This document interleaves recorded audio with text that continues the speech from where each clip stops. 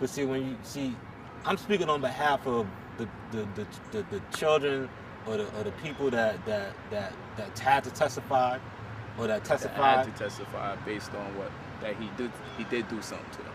Well, I say had to testify because some people didn't testify. So some people felt it in that they had to do this, like it's something that they had to do. For me, it felt like it was something that I had to do, because one, like I told you, both of my sisters went through the same thing I went through. And both of my older sisters. Do you mind sharing? I don't know nothing. Sharing what? Okay, well, both of my sisters been molested. By who? By Malachi Z. By Pops, Barbara, you know, Esau, Mom Esau, whatever. You know, he has sex with them. And At what ages? At what ages? I mean, you know, if you want to get the accurate number, you can ask them. Around what age? You know, I mean, 13, 14, 7, 8. You know, and I will only speak for myself as far as the personal thing that I've been through. Of course, you. And as far as if you know, and I don't want to get graphic. One, you know, okay, I'm a dude. I'm not gonna be walking around saying that I've been molested, this, and that happened. As a man, you don't want to be going around saying that. Yeah. You know what I'm saying? So when in my situation or the way I grew up, I was ready to move on. I left in 2001. I was ready to just live my life, move on, whatever. You know what I'm saying? The people started doing the investigations and stuff. The FBI started doing the investigations, started trying to get statements from people. Both my sisters went ahead and gave their statements. Yeah. I still had nothing to do with it. No statement, no nothing. When I realized, okay, they're about to go to court. You know, and I went through the same thing that they went through. Like, I'm my mother's only son. You know what I'm saying? So I'm the man of the family. You know what I'm saying? My sisters were going to stand up for themselves, and I'm, you know what I'm saying? So I was like, okay, well, and then that's when I gave my statement, and that's when I decided that, you know, that I was going to go ahead and do it. Nobody wants to see they family go get locked away. So I really understand how hard it is for people that's deeply involved in it also. And people got to understand, I was born and raised in it too. So I understand from inside out also what it feels like not to have this person around still giving leadership. You know, so it's not no stranger, no random person that's saying, oh, this happened. I mean, this stuff, like, I was 7 years old. You know what I'm saying? I was upstate New York after Brooklyn. You know, I was upstate New York when he first, you know, touched me or whatever, in molested, you know. And so from 7 to 14, 7 years that I went through this, you know what I'm saying? And that's my story. Would you say there's been over 20 children molested by Dr. York? I would say so. I mean, I would say that it was, you know, if I could confirm people that I could strongly confirm, it would be about 15 or 20 people. Obviously, if over 15 to 20 children were being molested, we have to now say, how come the adults wasn't saying nothing? Shouldn't they be locked up with Dr. York too? How come they're free to testify about it? You understand, the adults were separated from their children. You know, so you had the girls in one house, the boys in one house, the women in one place, the brothers in one place. You know, everybody was separated. So it wasn't no house with a family, and then you could recognize when your child is gone. You mean to tell the world that none of these children had enough sense in their mind to go tell their parent that this isn't right? I've been touched sexually, I've been sexually abused. Not one child out of all these children. It could have stopped so long ago if just one child or just one adult. What caused all of this to come out? First, you hear nothing from nobody. Yeah. You hear nothing from nobody. Then you hear something from everybody, all at the same time. They might not have been the medium to talk to anybody about the situation. Not even their parents. I mean, that's part, of course. I could have I could have told my mother. But you chose not to. It's not that I chose not to. To really explain it would really take a lot. But I mean, you're not really yourself when you're not. You know what I'm saying? You ain't got no esteem. You know what I'm saying? You ain't got no. You know what I'm saying? You can't even face, like, my mother had to, when she found out from my sister, and she came to me and asked me about it, and I still really couldn't even tell her. I had to say, well, I had sex with the girl and he was there. And that was my way of telling her that, yeah, it happened. You know what I'm saying? But that's when the initial conversation, and this is like 2 weeks before we left.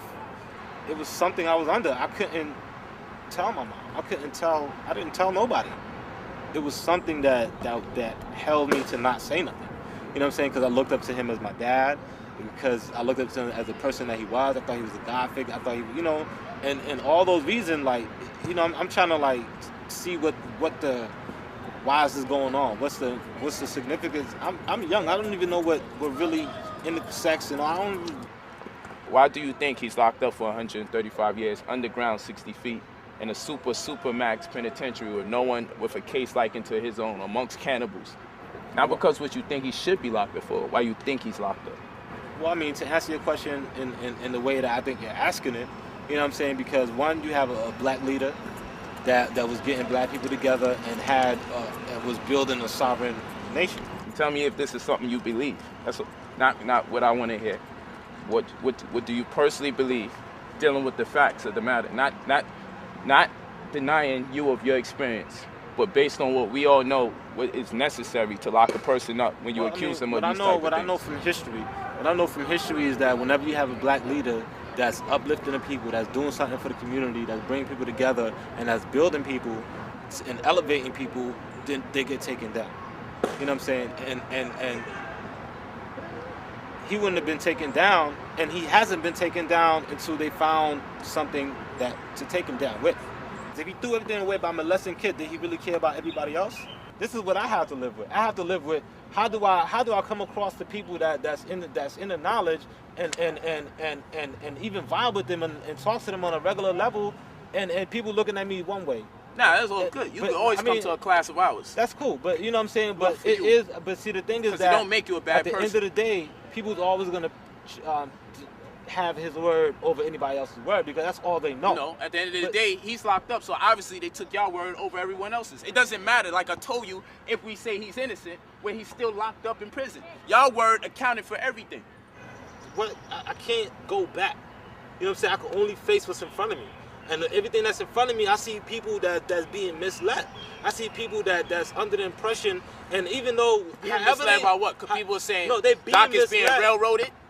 That people are saying none of this has to do with the case as far as the government is concerned. The government don't give a damn about the accusations. Saying that are you hearing what I'm saying? You got people saying that kids haven't been molested. I can't see what you're seeing. I can't see I know what happened to me. I know what he did. I know what kind of person he is. You know what I'm saying? So what kind of person he is? That's the question I want to ask you. What kind of person is Dr. I mean, you get what you see. You get what you see. Tell me, but who is he to you? What people didn't see is also the I ain't asking about other people. I want to know about you personally. I want to get into your mind. I want to know, what is he to you? Who is he to you? Who he is to me right now? He's somebody that did a lot of things great, but had his flaws, and it didn't correct those flaws. And he had years and years and years to correct those flaws.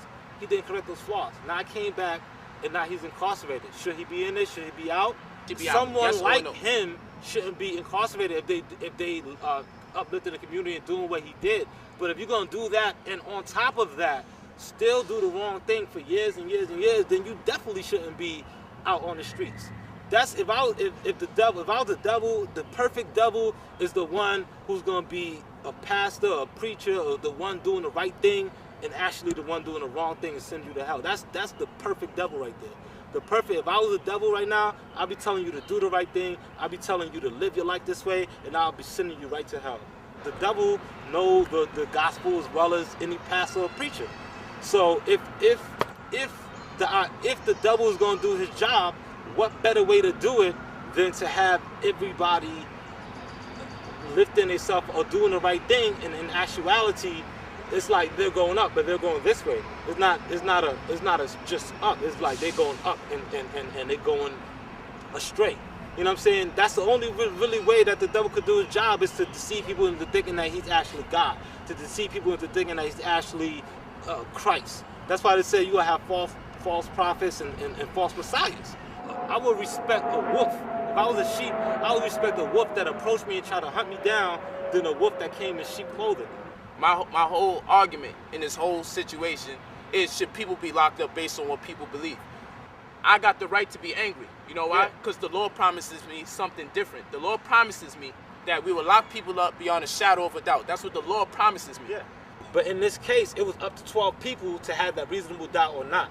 And those 12 people make the decision. It's not. So what's the point? If you want to fight for it's your matter of opinion if you would have fight for it for another reason. Don't fight for it because he's innocent of a molesting kid. Let's say he molested 1,000 children. Factually. Okay. Genetic evidence and everything. things that we don't deny scientifically. We say, wow, okay, true. If someone was to ask me, would you still worship him as your Most High, acknowledge him as your Most High God? I would have to. I don't identify with everything he does there, much like I believe most Christians don't identify with everything their God does, because it says their God is a jealous God. And some Christians would tell you it's not right to be jealous. And some would tell you that, it shouldn't be vengeful, but then the Bible tells you the Most High is a vengeful God. And it tells you shouldn't hate, but it tells you that God loved Jacob and he hated Esau. You know what I'm saying? Yeah. It's the difference between being a proud Nubian and saying that he's innocent. Okay, that's two different people. I could be a proud Nubian because I was born in Nuwapu, but it's two different kinds of people.